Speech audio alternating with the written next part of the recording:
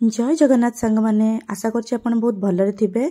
एबे आमे चलंतु प्रस्तुत करिबा अंडा तरकारी। माँ केमिति बनाउछन्ती सिंपल उपाय आपण देखंतु। ठंडा पानी रे छाड़ी देले अंडा माँ सबू ताकू 15 मिनिट सिझेला परे ठंडा पानी रे पुणी काढी आनले ताकू टिके छाड़ी देबे ठंडा पानी रे तापरे पुणी चोपा सबू छड़ाई देबे।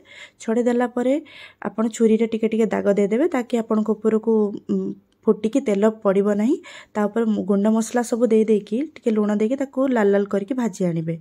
भाजी आनी सारला परे सेतिरे तेल किछि ऐड करके तेजपत्र आउ पियाज कटा देकी ताकू लाल लाल करिया पर्यंत भाजिबे।